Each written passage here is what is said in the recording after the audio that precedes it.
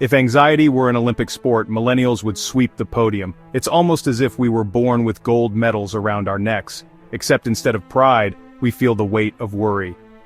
Every day, we're running a race we never signed up for, and the finish line keeps moving further away. We're the most anxious generation in history, and it's not just in our heads, the data proves it. Study after study shows rising rates of anxiety, depression, and burnout among young adults. It's not a coincidence, it's a crisis. Our world is wired for stress, constant connection, crushing debt, and relentless pressure to perform. Notifications never stop, bills keep piling up, and the expectation to always be on is overwhelming. We wake up to a flood of notifications, news, and expectations before we even get out of bed. The day hasn't started, but our minds are already racing, trying to keep up with a world that never sleeps. Our brains are overloaded, always on alert, and it's exhausting.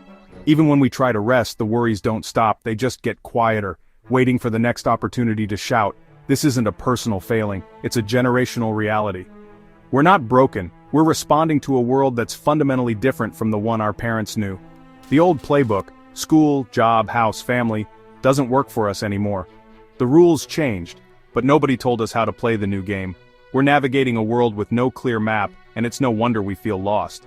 Every decision feels high stakes, and the path forward is anything but obvious. Our anxiety isn't about being soft. It's about facing a world that's fundamentally changed. We're adapting to challenges no generation before us has faced at this scale. We inherited economic instability, technological disruption, and social pressure. The cost of living rises, jobs are less secure, and the pressure to succeed is relentless. Our parents had a path, we have a maze. Their milestones were clear, but ours are hidden behind uncertainty and constant change. It's time to stop blaming ourselves and start understanding the bigger picture. We need to recognize that our struggles are symptoms of a larger system that needs to change. This isn't about complaining, it's about naming the problem so we can fix it. When we understand what we're up against, we can start to find real solutions. We're not alone in this. Millions of us are feeling the same pressures, and there's comfort in knowing we're in it together. Our struggles are shared, and so are the solutions. By coming together, we can support each other and create new ways forward. Let's talk about what's really going on. Let's be honest about our challenges and open about our hopes for change. And most importantly, let's figure out what we can do about it together. Because while the world may have changed, our ability to adapt, connect, and create solutions is stronger than ever. Our phones are lifelines and leashes. They connect us to the world, but they also tether us to it, making it nearly impossible to truly unplug, even for a moment. Work, friends, news, and drama all live in our pockets, blurring every boundary. The line between personal time and professional life is thinner than ever, and it's easy to feel like you're always on call. There's no off switch. We're always available, always expected to respond. Even late at night, the pings and buzzes keep us alert, making it hard to wind down or truly rest. This constant connection breeds a special kind of exhaustion, mental, not just physical. It's a fatigue that lingers, even after we put our phones down. Our brains are overloaded, juggling endless notifications and updates. Each alert demands our attention, fragmenting our focus and draining our energy. Multitasking doesn't make us better, it makes us scattered and stressed. We try to do it all, but end up feeling like we're never doing enough. Even when our phones are silent, we feel phantom buzzes. Our minds are so conditioned to expect notifications that we imagine them, even in the quiet. We're trapped in a cycle of stimulation and anxiety, always chasing the next ping. The urge to check, scroll, and refresh never really goes away. Our parents could disconnect, we can't. They had the luxury of true downtime, of evenings spent without digital interruptions. Their evenings were theirs. Ours are just more screen time. Even when we're together, we're often alone, each of us lost in our own digital world. Social media means we're always on stage, always comparing, always performing. Every post is a performance, every like a measure of our worth. This is technostress, the anxiety of constant availability and digital overload. It's a new kind of stress, unique to our hyper-connected age. It's not our fault. These platforms are designed to keep us hooked. Every feature, every notification is engineered to capture our attention and keep us coming back. We're not weak, we're up against billion-dollar algorithms. The odds are stacked against us, but awareness is our first defense. Recognizing this is the first step to taking back control. Together, we can learn to set boundaries, reclaim our time, and reconnect with what matters most. Let's figure out how. Our parents had careers, we have gigs, the stable job for life is gone. Now it's all side hustles, contracts, and constant hustle. We juggle multiple gigs just to make ends meet, with no safety net in sight. Benefits like health insurance and paid leave, often a fantasy. One bad month can mean disaster. We're told we're our own boss, but really, we just carry all the risk. The pressure to love your job and find your passion is relentless. If you're not thriving, you feel like you're failing.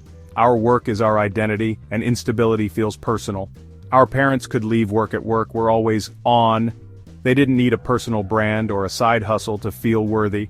We're expected to constantly upskill and pivot just to keep up. The finish line keeps moving and we're exhausted. This isn't freedom, it's survival mode. No wonder we're anxious.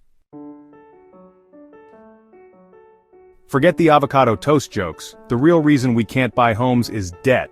We're the most educated, most indebted generation ever. Wages are flat, costs are sky high, and the math just doesn't work. Renting isn't a choice, it's a necessity. Financial stress shapes every decision, where we live, what jobs we take, when we start families. Our parents had affordable education, booming job markets, and real paths to homeownership. We're starting in a hole, and the goalposts keep moving. It's not about lattes, it's about a broken system. Social media is a highlight reel, not real life. We scroll through perfect vacations, engagements, and startups, while eating cereal and sweatpants. We compare our messy reality to everyone else's curated perfection. Logically, we know it's fake, but emotionally it stings. The pressure to perform happiness online is exhausting. We craft identities for likes, not for ourselves. This digital dysmorphia fuels anxiety and loneliness. Our parents' social lives were private. Ours are public and performative. We're always comparing, always falling short. The result? More isolation, less authenticity. It's time to reclaim our real selves. The world is loud, but we can find our off switch. In a society that never seems to pause, it's easy to feel overwhelmed by constant noise, both digital and real. But even in the busiest moments, you have the power to step back and recharge. Start by setting boundaries with technology. Turn off notifications, put your phone away, and reclaim your time. These small actions can help you create space for yourself away from the endless pings and alerts.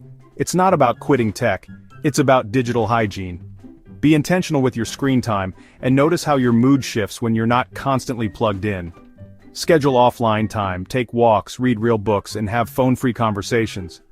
These moments help you reconnect with yourself and those around you. These small breaks help your brain reset.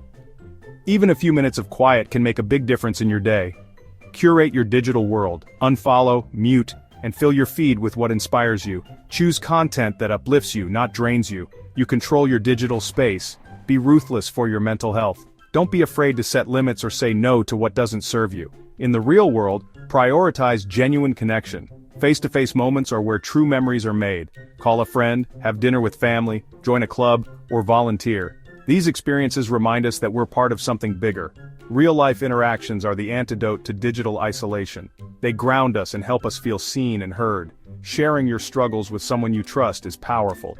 Vulnerability builds deeper bonds and reminds us we're not alone. You're not alone. Connection is the cure. Support is always closer than you think. We can't escape the noise, but we can choose when to tune out. Protect your peace by creating moments of stillness, even if just for a few minutes each day. Make space for what matters. Clear your environment and your mind so you can focus on what truly brings you joy. Your mental health is worth it. Self-care isn't selfish, it's essential for thriving in a noisy world. Take back control, one small step at a time. You've got this, and every mindful choice you make brings you closer to balance. So what now? We're anxious, but we're also resilient. We're rewriting the rules, prioritizing experiences, balance, and authenticity over old definitions of success. We demand more from work, society, and ourselves. We use technology to build community and drive change, not just to compare. Our path isn't about going backward, it's about forging something new.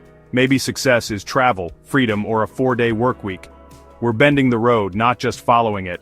The struggle is real, but so is our strength. We're innovators, survivors, and dreamers. The future isn't happening to us, we're building it. One side hustle, one protest, one real connection at a time. The world is loud, but we're finding our rhythm. We got this.